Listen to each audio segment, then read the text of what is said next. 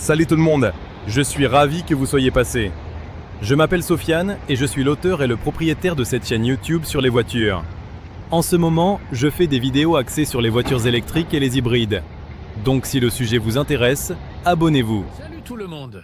Cette semaine, on a eu pas mal de nouvelles intéressantes dans le monde de l'automobile, et notamment concernant les véhicules électriques. On va commencer par une annonce majeure pour la Russie. La construction d'une usine de recyclage de batteries.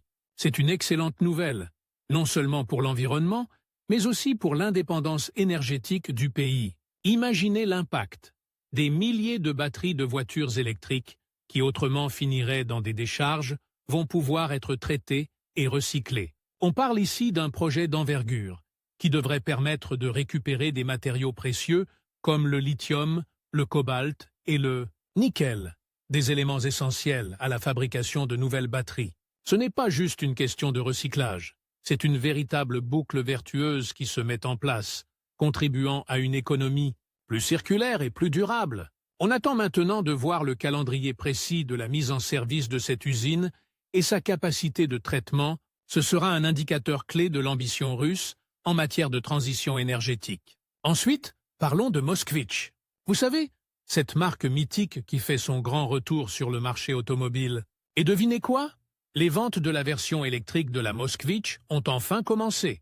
Après des mois d'attente et de spéculation, on a enfin une date officielle. C'est une étape importante pour le constructeur, qui mise beaucoup sur ce modèle pour reconquérir une place sur le marché. Il sera intéressant de suivre les chiffres de vente et de voir comment le public accueille ce véhicule électrique. On se demande si le prix, les performances et l'autonomie seront assez compétitifs pour attirer une clientèle large. On attend avec impatience les premiers retours des clients et les analyses des experts. L'avenir de Moskvitch dépendra en grande partie du succès de cette voiture électrique. Enfin, on termine avec Skywell, un constructeur chinois qui semble faire parler de lui pour la bonne raison: la satisfaction client.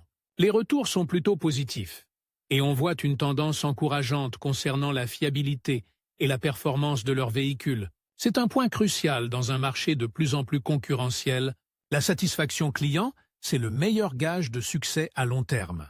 On verra si Skywell arrive à maintenir ce niveau de qualité et à conquérir une part de marché significative. Il faudra suivre de près l'évolution de la marque et voir comment elle se positionne face aux géants du secteur.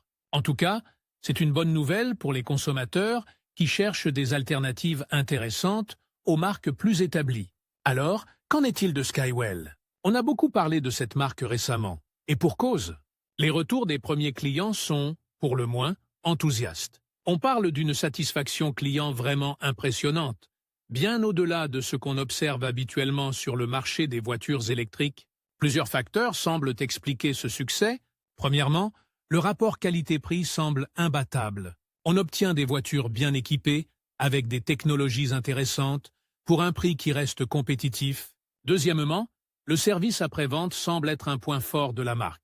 Les témoignages font état d'une réactivité et d'une disponibilité exceptionnelle de la part des équipes Skywell. On parle de délais de réparation courts, de prise en charge rapide des problèmes et d'une communication transparente avec les clients.